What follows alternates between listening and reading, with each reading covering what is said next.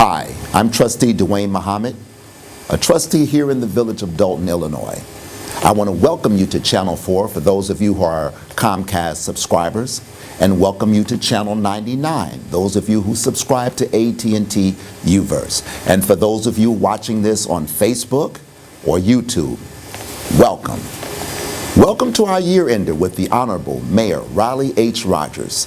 I sat down with the mayor here in our new media center here at the Village Hall and asked him pertinent questions that are on the minds of the residents of Dolton, such as the recent water bill fiasco, issues with our public works, Melanie Fitness, and other things of interest to you, the residents of Dolton.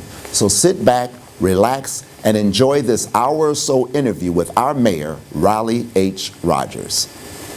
And Mayor, we're going to just start with the water bill situation. Can you update the residents about the recent issue of our water bills that we received? Well, as you know, I sent a letter out earlier this summer in regards to some organizational changes. And we've made some organizational changes in every department. And one of the departments was the water department, because that has been an issue when I was a trustee and for a number of years. So what we tried to do is bring new personnel into the water department and also new computer technology. And when we brought the new computer systems in and software, we actually had a glitch in the system. So when those water bills went out, some of the water bills were higher than they should have been, and it caused a problem, a big problem. We had a number of residents that come in and complained about their water bill. Where adjustments need to be made, we made those adjustments. There may be a few other residents out there with some incorrect water bills, and we ask that if you feel that your water bill is incorrect, you can come into our water department and we will have our management take a look at it. And certainly if it's incorrect, we'll try to correct it for you. Okay. Now, that was only in one district. I think it was the 3rd district. We have 3 districts that comprise up our water department, and so it affected the 3rd district. Okay, so that means anybody in the 1st or other districts, it should have been corrected by that time. In other words, if I'm about to receive a water bill, I should be okay? You should be okay now. We've had the officials from our new software company come in, and we've ran a number of tests. Our next billing cycle will be the 1st district. And what we plan on doing is to try to do a dry run first, make sure that those numbers match the meter readings, and then send the bills out. Okay, great. Now let's move over to the Public Works Department. As we're taping this, it's near the end of December, going into January. What are some of the preparations that Public Works is doing as we record this with you, Mayor? When you talk about preparation, we prepared for this winter earlier in the fall. We had our trucks do a test run, we hooked the plows up, we made sure that we had enough salt, and we do have enough salt. We ordered that salt last year, it came in early this year. And we've saved quite a bit of salt since the weather has been kind of warm for us. So in preparation, we did dry runs. We hired additional employees for Public Works who had CDL driver's license. We trained them if they needed training to be on the snow plows, and we're ready for the winter season. Now, do I understand that instead of the one shift from 7 a.m. to 3 p.m., you now have 2 shifts now? We now have 2 shifts. On some days, we comprise those 2 shifts into 1 shift, depending on the manpower that's needed. As we come into the winter season, we have water main breaks. And knock on wood, and I don't like to talk about this, but we haven't had the number of water main breaks that we've had over the past year due to the warm weather. So if there's a need for additional manpower, we comprise into 1 shift. Okay. Okay, from Public Works, Mayor, let's move to the Dorchester. What is the state of the Dorchester? I mean, what is the status of the Dorchester in relation to the village? Well, as you know, we tried to sell the Dorchester when I first came in the office. We had a solid bid for $7 million with a down payment of $100,000. with the current administration, some of the trustees voted against selling the Dorchester. Right now, the position with the Dorchester is that we're just about done with the sale of the Dorchester. The Dorchester now is selling for $3 million, way less than what we had to offer initially when I came in office 2 years ago. So we're waiting for an approval from the state to actually complete the transaction. Well, when the transaction is made, what would be the current residents there? What would happen with them? Current residents will stay there if they like.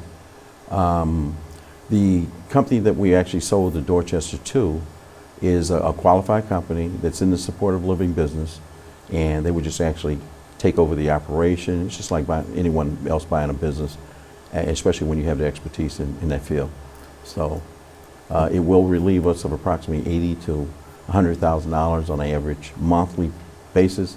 So it'll save the village close to between $800,000 and $1 million a year. Okay, I think I understand when you say the village will save money by the sale of the Dorchester, but in one sense, we lost money because when you took office in 2013, you had a buyer that would have bought it for $7 million, but we wind up selling it for $3 million because of some resistance to some of the current trustees. But what would the savings be outside of, not just the savings, but what would be the benefit now to the village now that we've sold the Dorchester? Well, first of all, it will stop the bleeding. We won't have the $80,000 to $100,000 overhead to maintain the Dorchester because we don't have enough residents in there to make it worthwhile or profitable for us. Secondly, we'll go back on the tax rolls. I'm not sure at this time, because it has been off the tax rolls since the village had owned it.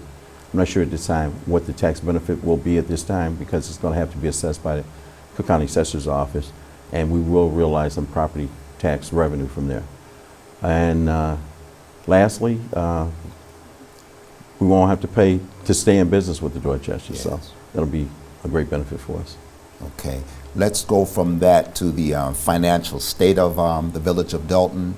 Tell us about are you familiar with the unemployment rate? The unemployment rate was, you took office in May of 2013, what that employment rate was then and what it is now? Well, The unemployment rate varied when I took office between 12% and 14%. Now currently, as of October 2015, we're down to 9.3%. And one of the reasons that we're down to 9.3% is the fact that in encouraging new businesses to come into the village of Dolton, which I constantly do on a regular basis, one of the first things that I ask them, would you employ from within the village of Dolton? And an example of that is the new Checkers and the Circle K that have moved into the village of Dolton on Assembly Boulevard. 70% of their employees are from the village of Dolton. That helped and continues to help to bring our unemployment rate down. So it's things like that I'm trying to do when you bring in new businesses, to please ask them to employ from within first, at least give us the first benefit. In bringing this unemployment rate down, Mayor, you mentioned about new businesses coming into the village.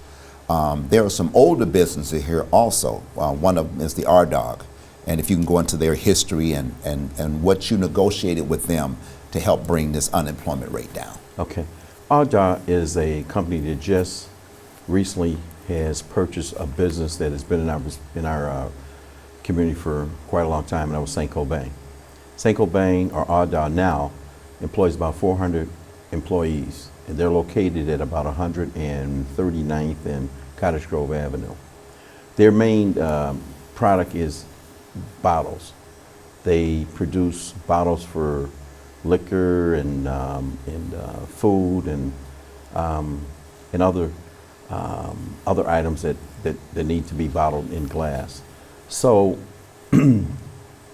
R-Dog has recently come to our board and asked us for some tax concessions. And because a lot of the glass companies are actually going out of business now, and they're being replaced with plastic bottles. So R-Dog was forced to close 2 or 3 of their plants. This plant they like to keep open. Their principals came here from Ireland to negotiate a favorable tax rate. so they can actually stay in our community.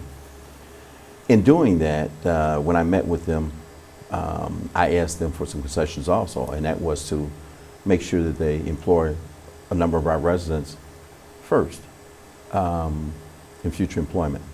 They advised me they would consider that, and they would actually do that. The average pay there is approximately $60,000 a year. Now, some of it's skilled labor and some of it is not skilled. But the thing, they have a huge turnover rate there for a number of reasons. And the biggest reason is the heat. Even in the wintertime, sometimes the heat gets to about 100 degrees, 110 degrees in the factory. And some of the employees cannot withstand that, and they have a high turnover rate. But certainly, they plan on giving our residents the first opportunity for employment, which would include training and for the jobs that are available there. And those are two of the things that we asked them to do, and they're going to do it. Okay, now for those who are watching this, Mayor, and who are interested in employment, who should they get in contact with for consideration of being hired at RDOG? Well, I would suggest that they contact the employment department there, human resources. But after the first of the year, we're going to make a connection with RDOG where the employment, people that are seeking employment, at least our residents, will actually come to the village, fill the application out. Once the applications are completed, there's a vetting or a screening process. If they pass the screening process, then there will be some introductions to training for them to be employed at RDOG. Okay, so when you say, if I'm a person watching this and you say come to the village, is there a specific person they should contact or talk to in coming to the village? That has not been set up yet. After the first of the year, we have a number of meetings that are going to be scheduled to develop how a resident would come to the village to make application for that job there at RDOG. You mentioned a number of businesses that came to Dolton. I know there was another one, I believe, on Greenwood. Could you talk about that? A recycling company or something? It's water treatment systems. And water treatment systems, their primary customer is the Water Reclamation District. Water Reclamation District now is requiring some of the companies that dispose of their water into their systems to be cleaned first and then transported to the Water Reclamation District. So that's exactly what Water Treatment Systems does. Okay. Their biggest customer, I understand, is CTA. CTA, okay.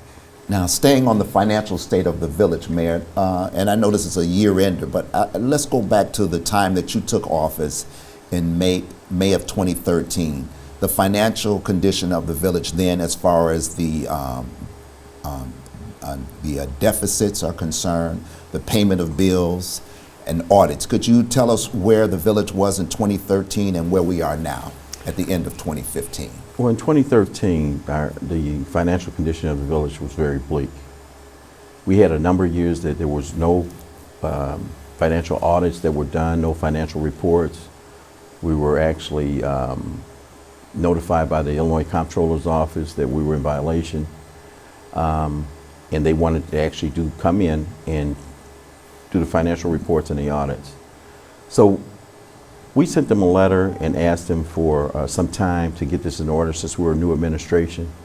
They allowed us that time, and we brought in auditors to complete our audits and to complete our financials. Now, let's talk about that audit, because you say we, and we know that the mayor generally does not get a vote, but that auditor that did the 2013, yes, he actually walked away from the audit, but he was recommended by one of the board members. Is that correct? How did that come about? I'm not sure if he really walked away. He completed the audit and gave us no opinion in regards to our credit rating. And he was recommended by Trustee Robert Hunt.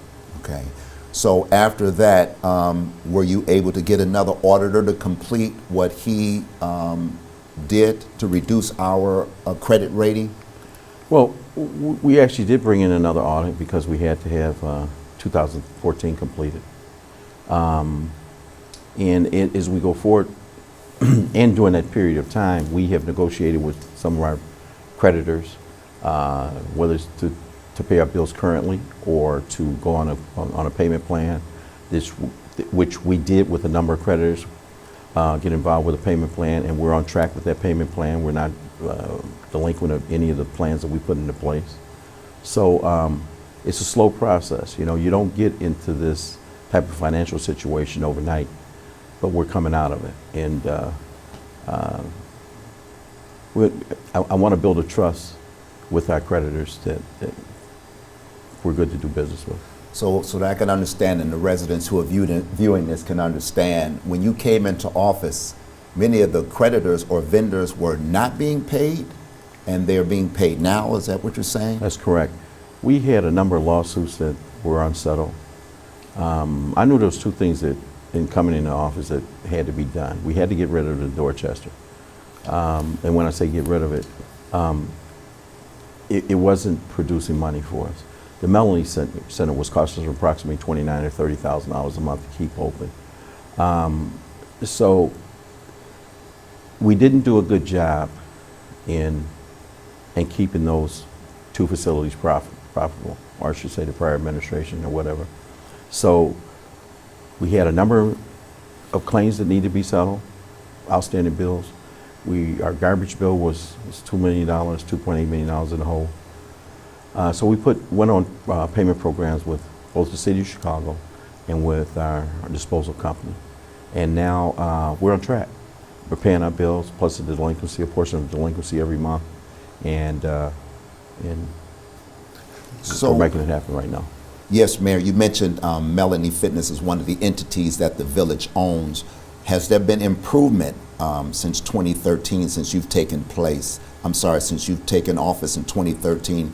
Has there been any improvements as far as financially the standing of Melanie Fitness Center? There is. Right now, Melanie is being self-supported. We brought some new personnel into Melanie, and we started classes back up. We repaired equipment there. We've added some additional members, and right now the Melanie is self-sustaining. Okay. All right, Mayor, let's go now to communications. I know in your administration you mentioned about transparency and communication, which actually had been altered somewhat. There was a time when your communication was down. Can you go into some of that? That's correct. Well, for approximately a year and a half, close to 2 years, we had no Channel 4.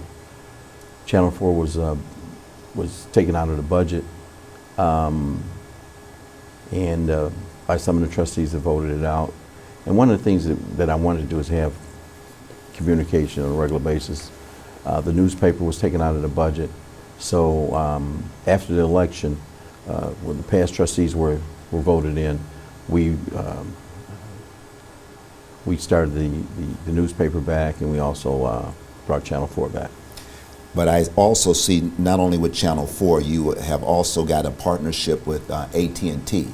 Since we came back on board with Comcast and Channel 4, we've reached out to AT&T, and we made an agreement with AT&T where they actually ran their lines, the fiber optic lines, and now we're getting additional viewership up on AT&T. Okay, so as we are recording this with you, Mayor, that means that the residents of Dolton, whether you subscribe to Comcast or AT&T, you can now see the goings-on in the village of Dolton. That's correct. Okay. And even in the city of Chicago, if you have AT&T, you can go to the government channel and select which town you'd like to view, and some of the Chicago residents are able to view Dolton if they select that on the government channel.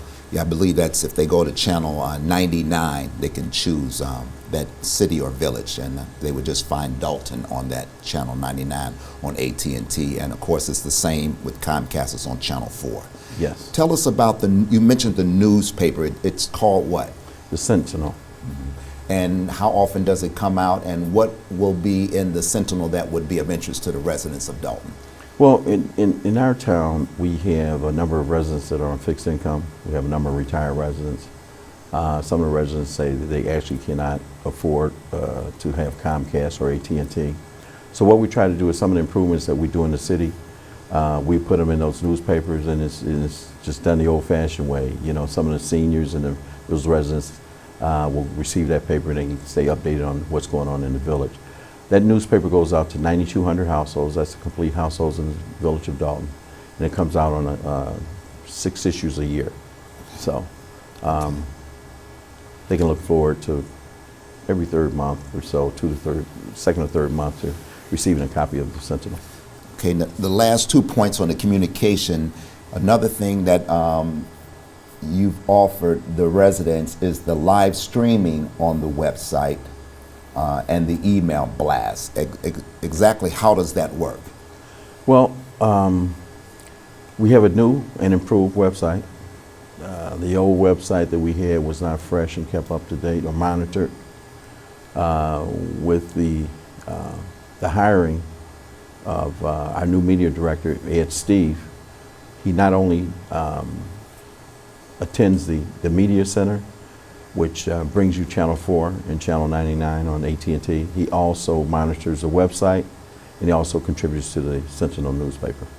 Okay, so on the live streaming then, if a person goes on the website during the time of the board meetings, Yes, they can actually see the board meetings live. that's correct. Okay, so that's definitely a new thing.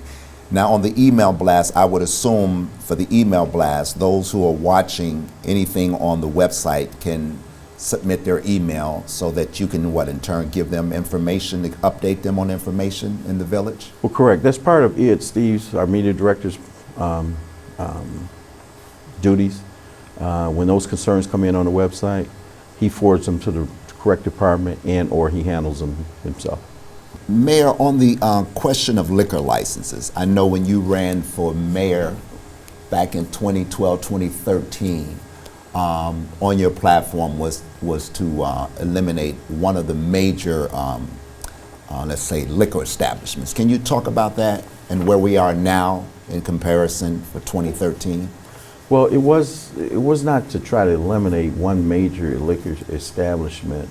When I was trustee, there was a problem with one establishment where there was a number of shootings and a number of disturbances, and I had been reached out by by some of the residents that said there was a problem there. Was anything we could do? So myself and Trustee Pearson had went around and we collected about 150 signatures or so, and we held meetings in regards to this one establishment, which ultimately we were able to get it closed. Since becoming mayor, and part of one of my duties is being liquor commissioner, I had a meeting with some of the liquor establishments and advised them exactly what my expectations were of them, in regards to basically, if I don't have any trouble out of you, you won't have any trouble out of me. And to this day, we have had very few, if any, out of any disturbances or any problems out of any of these nightclubs. I won't not say, but some of them are bars, smaller bars. Some of them, we got one larger nightclub, but they're catering to different people now. And we found out in doing some little research that most of the incidents happen with a lot of the younger crowds and the abuse of drinking. So when I came into office, I inherited approximately 33 liquor establishments. Going out to try to put any one of them, out of business is not really what I'm about. If they're good, if they're providing real estate tax payments here to the village, and providing sales tax that we benefit from. So if I don't have any problems out of them, a lot of people say, Mayor, we got a lot of liquor places. I can't go in and just randomly say, okay, you're out of business if they're good neighbors.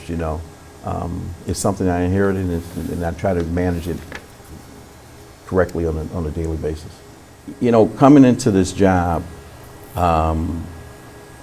you have to make changes, and I'm not going to let an outside person come in here and try to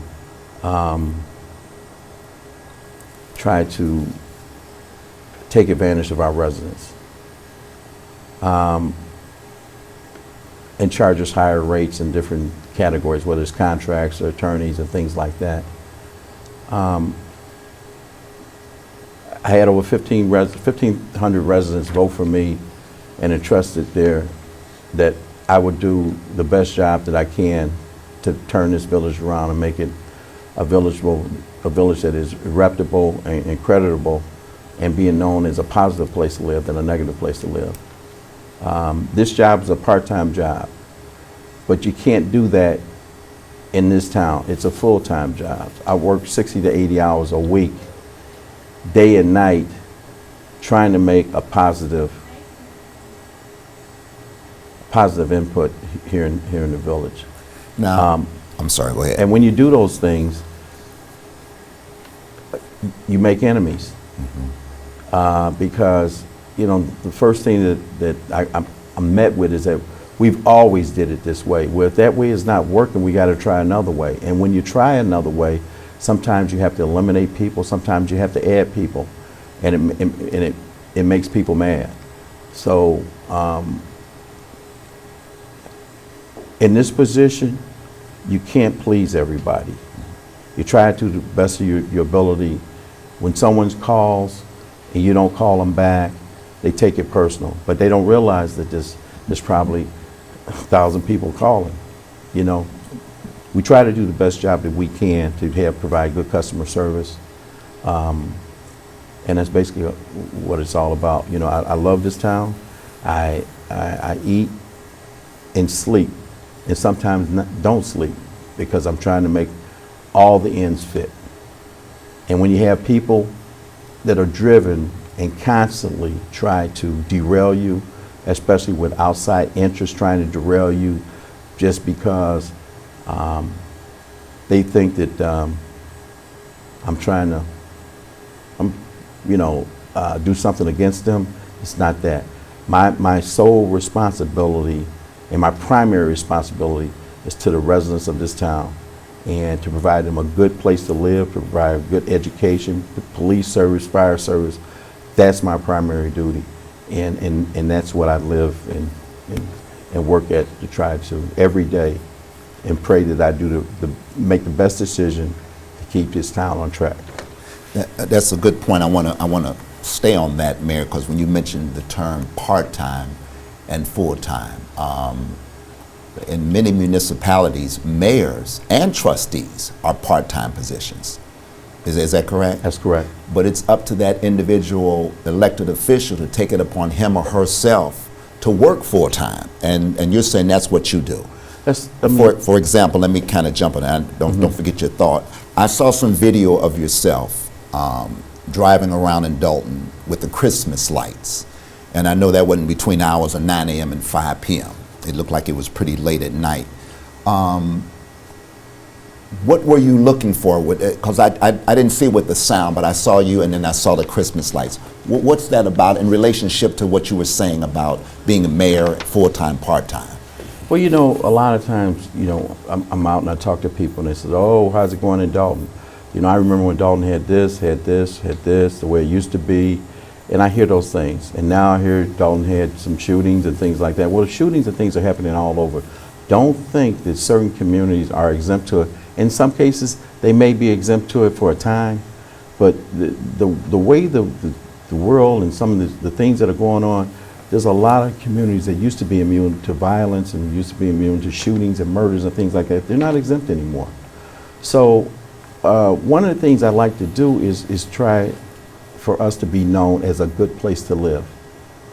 And then going out at night and taking a look at in some of the Christmas decorations that were put up by some of the residents, that shows me that they have pride in where they live and have pride in their community. And when you do that, it becomes contagious. You know, some cases they'll put up Christmas decorations and the neighbor will see it and say, you know, I'm gonna put up a few lights. So I was happy to see that, and it seemed like this year there were more than last year. But we're starting to get positive responses from some of our residents in regards to where they live and how they feel about living in a community. And in some cases, they can't afford to move. So they want to better the environment where they live and in the situation that they're in.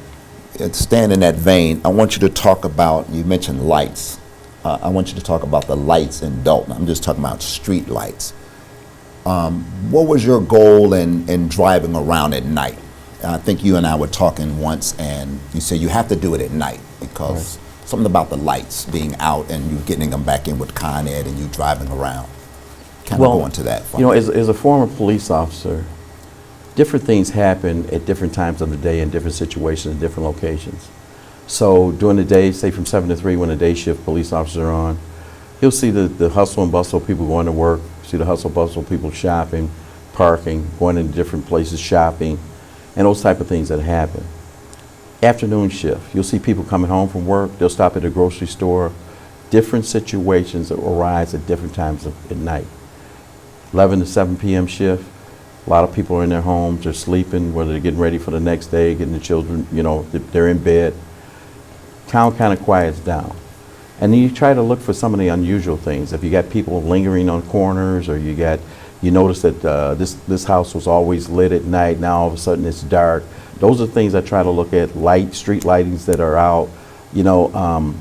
So every shift, if you will, has something different that's happening. So I like to go out on a night shift after 11, 12. Sometimes I can't sleep at night, I get in my car and ride around town. And I write the number of street lights that are down. And over the last 2 years, we repaired over approximately 160 street lights. You know, you come down Sibley Boulevard now, it looks like a busy boulevard. It looks like some place that businesses want to be and operate. You know, we placed a number of lights and light poles there. It was expensive for us, but lighting is a deterrent to crime. Not saying it's going to stop crime, but it may help, if it does occur, it may help a resident or a witness identify the culprit or the offender of that criminal activity. So I love to have lighting. You know, if more people would consider turning their porch lights on, it would provide additional lighting for their streets. Now, this is an old town. Some of our streets have only one pole that provides lighting for the whole block. You know, and it would cost a lot of money to try to put additional lighting in. But we are going to receive approximately 67 new lights throughout the village. Most of that lighting will be concentrated on the northwest end of town in the old part of Dolton, where there's really only one street light, you know, a block or two, things like that. So I've noticed the criminal activity that has been reduced in some of those areas where we provide additional lighting and where we trim trees. So it works. Mm-hmm. Now, when it kind of reminds me, in attending one of your coffee with the mayors, you set up a special relationship with one of the ComEd representatives when it comes to these lights, which went into another emergency station whenever there was a power situation. Correct. Can you expound on that? Well, the ComEd, who provides us with electric power, has a governmental liaison. So I reached out to the governmental liaison and said, hey, you know, we have a number of times when we have extreme conditions, whether it's wintertime like now, whether it's raining or storms or high winds, that our lights go out on a very frequent basis. So I was able to develop a good relationship with her. Her name is Bernita Parker, and she has actually brought in their group to replace transformers. We're looking at 111 ComEd poles that's going to be replaced in our town. We're looking at an additional of 67 street lights, and the response has been faster than it has been in the past. And that's because of keeping constant contact with our providers. And so the last two extreme storms that we had, ComEd actually has set up command centers here in the village of Dolton. One time it was at Sibley and Greenwood, and the other time it was at right downtown area at Lincoln and Grant, where they had over 100 trucks here, and with additional outside contractors coming in to make sure that our lighting was put back up, expediently, and also replace some of those transformers that were the cause of those lights and having frequent power outages. Okay. So in addition to that, they provided us with water for some of our residents that had no refrigeration, and they provided us with ice. My request. Okay, the final thing I want to talk about is you reaching out. You made a few trips as mayor of Dolton. A couple of them that I know of have been down in Springfield and some in Washington, D.C. Correct. Can you let the residents know what was your motivation in going down to Springfield, which is where our government of Illinois is at, and of course Washington, which is the seat of power for the United States. What was your business in Springfield and in Washington, D.C.? Well, first of all, you know, the residents have to understand the fact that our funding comes from Springfield, and some of our funding comes through Congress from Washington. So it's just like in the case of ComEd. You know, if they don't know you and you don't shout, not literally shout, but let them know that you're out there, sometimes they forget about you. So you have to maintain, even when you don't need anything, you have to reach out and say, hey, how you doing today? You know, don't forget about me. Why don't we have lunch one day or something like that? Which brings us up to speed, or myself up to speed, or the administration up to speed in regards to what's going on out there, why we're not getting any money, what we need to do to participate to make sure that we get funding, whether it's on the state level or federal level, and you have to develop those acquaintances. You know, we're fortunate enough to have 2 state reps for our town, where some towns only have 1, and we have a senator that's born and raised here in our town. Now, some people say, well, they haven't given us anything. Well, you know what? It's been like that for a number of villages, a number of towns. I mean, with the current administration in Springfield, a lot of the funding has been held up. But when I came into office, and when this administration came into office, I reached out to our state senator, and right away he said, I'm going to put you in for some funding. You know, we know that you need it in Dolton. So some of that funding was held up because of our financials weren't done, our audits weren't done, and they really want to know how you're spending your money. If we're going to give you $150,000, we're going to give you $500,000. We want to know how you're going to spend it. And we weren't able to provide those documents on how we were going to spend it or how it had been spent in the past. So that funding was hit up, and then the new administration came in. They stopped funding on all levels. Our motor fuel tax, now it's just been recently released within the last 2 weeks. But before then, everything was kind of stopped. Washington, D.C. I reached out to the U.S. Conference of Mayors and there's the African American Mayoral Association. I reached out to both of those groups. I've joined one of the groups. I've been to Washington on 2 different occasions where I met with the president, where he met with the mayors, and we talked with mayors because the problems that go on in Dolton are not unique to Dolton. You can talk to a mayor that has run over the same situations, has the same amount of residents in this community, and say, you know what, Riley, hey, maybe if you look at doing it this way, or maybe I can help you, you know? And when you develop those relationships, I can pick up a phone and call the mayor of Tuskegee, Alabama. I can pick up the phone, call the mayor of Reno, Nevada. I can pick up the phone, call the mayor of Los Angeles, call the mayor of New York, de Blasio. He's reached out to me. I've reached out to him to work on immigration at the request of the president.